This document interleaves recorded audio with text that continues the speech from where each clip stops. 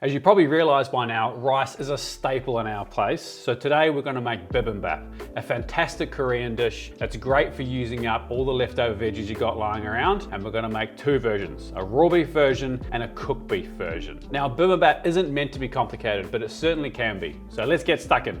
All right, the most important component, the rice. So we're gonna use a short grain sushi rice. We're gonna wash this 3 times. After we've washed it 3 times, we're gonna use 1.5 times the amount of water. So I've used 2 cups of rice, so I'm gonna use 3 cups of water. Then we're gonna get that onto the rice cooker and get that cooking away. All right, so this is what you're gonna need. Now, there's a couple of non-negotiables here, and the rest is a kind of a write your own story. Bean shoots, bit of a non-negotiable. Spinach, also kind of a non-negotiable, but you can probably get away with leaving it out. Carrots, red capsicum, zucchini, cucumber, mushrooms, all choose your own journey. But what you wanna do is try to assemble some veggies that have different colors, so it looks pretty in the bowl. Then we've got some gochujang, which is definitely a non-negotiable. You gotta have this stuff in it. Oh, it was around the wrong way. Some garlic.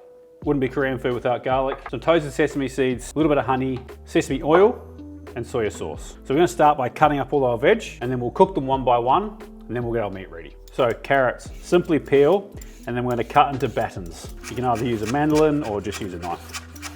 Carrot done, put it to the side. Zucchini, similar to the carrot. Top and tail, then half. We use the mandolin again. Once you've got your slices, at an angle, slice into matchsticks. Capsicum, nice thin strips. That's a pretty big one. We only gonna need about half. Cucumber, probably gonna use just over a third, in half.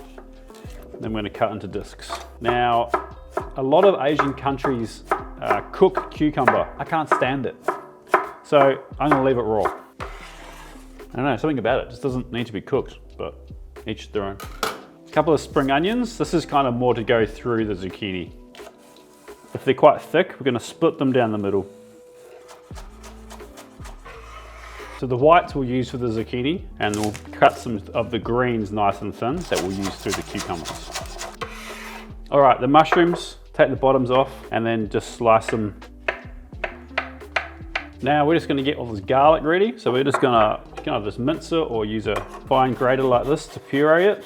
We're gonna put this garlic in quite a few things. So now with the spinach, you can usually use English spinach. Actually, it kind of works better, but I don't know, you can't get English spinach here where I live on the sunny coast anymore. They only sell baby spinach, which just blows my mind. But so we're just gonna use baby spinach. With the English spinach though, you would just blanch that really quickly in water. We're just gonna saute this in the wok really quickly. And the bean shoots, we're just gonna soak these in water, and then same thing, we'll just saute them really quickly in the wok. So bean shoots, big bowl of water, get them in there to rinse, along with a pinch of salt.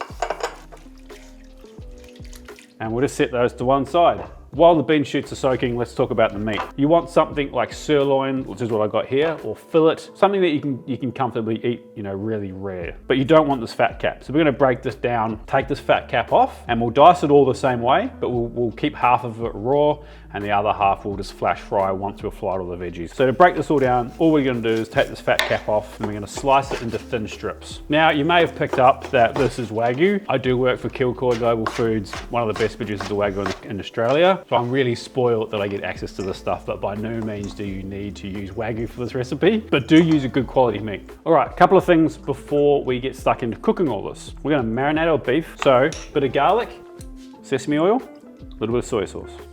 And we'll use the same marinated garlic for both the cooked and the raw. Give that a nice mix around. And all we're trying to do is evenly coat the beef with the marinade. We'll set that aside. All right, to make the gochujang sauce, gochujang, and the same sesame, soya, a little bit of honey. I've got some chili honey here too, which is a kind of a nice little surprise. So I think often people just use straight gochujang in this recipe, which is nothing wrong with doing, but I do like kind of adding to it and seasoning it up a bit more as well. So this is to put on the top once we've assembled our dishes. A couple of teaspoons of gochujang, about 1 teaspoon of soy sauce, half a teaspoon sesame oil, and just a little squeeze of honey. Now just take your time and work it around until it's all one homogeneous little sauce. Let's have a taste. Yum. I love this stuff. Now gochujang's spicy. There's kind of no getting around that. There is like a medium and a hotter version. So if you're not super good on spice, just get the medium version and then just adjust the spice by just putting less on the dish at the end. So I'm gonna do this in a wok, but a fry pan works just as well. So we're gonna cook all this stuff individually, but make sure you've got a large plate next to you to pull it out and place it on once it's cooked. We're also gonna cook everything in sesame seed oil. So you don't want your wok super hot. We're not trying to get like wok hay on it, I guess, but you want a bit of heat. We're gonna start with the carrots. In they go. After a minute or so, just a little bit of garlic and a tiny dash of soya. The smell of that sesame oil, the garlic, soy sauce and carrots is incredible. All right, so that's what we're looking for. We don't want it fully cooked, just almost a little bit wilted. Pan back on the heat, a little bit more sesame oil. Time for our courgettes. These won't take long at all. Work them brown a little bit. We're gonna use salt for this one, little pinch of salt, and then roasted sesame seeds. And then we're just gonna finish it with the spring onions. Now we don't really wanna cook those spring onions, we wanna keep them nice and fresh, so just toss them through. A bit more oil, capsicum, a little bit of salt, touch of garlic, a little bit of soya. Out they come. Cucumbers we're not cooking, but the mushrooms. Sesame oil, high heat, mushrooms in. You just want to get them coated in that sesame oil and try not to move them too much. Next, our spinach. Oil, spinach. Now this will wilt down to not much. So we're not going to use soya in this one as well, because I don't want to add to liquid. Just a little pinch of salt and lots of sesame seeds. So as you can see, this is almost, well, a quarter of the size, and we're gonna put them in a separate bowl because it has the tendency to leak out heaps of liquid, and we don't want that in the rest of our veggies. So we've only got a couple of things left to cook. First up is the bean sprouts. Drain the water off and straight in. And we're just trying to wilt these down really. A little bit of salt onto the plate. All right, a couple of things to cook. But we're not going to cook the cucumber. I know I keep banging on about it. But. So, cucumbers in a bowl. I'm making this look really awkward. We're just going to dress it with a little bit of sesame oil and a pinch of salt. Just going to have a quick tidy down and then we'll finish cooking the beef and we can start assembling. All right, I've sorted myself out. We're back. Time to almost start plating. The last thing we need to do is cook the beef for this one. So, wok's back on, high heat, a little bit more sesame oil.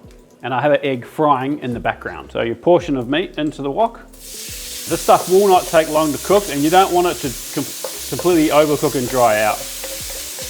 All right, heat off. A little spoon of our gochujang sauce. Mix that through and then we'll take it off.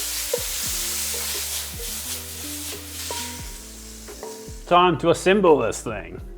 So we're gonna get some rice. Nice and fluffy.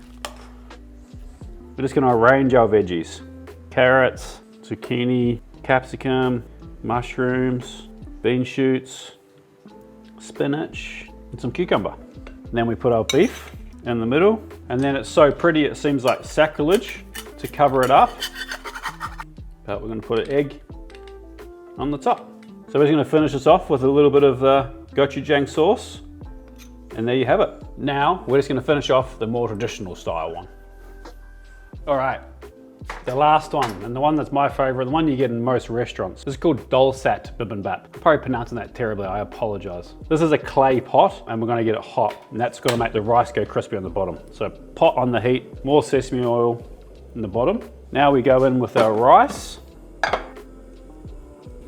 You hear it starting to sizzle, just control that. You don't wanna burn this, we just wanna get it nice and crispy. So turn that down a bit. Now we'll start loading up our veg.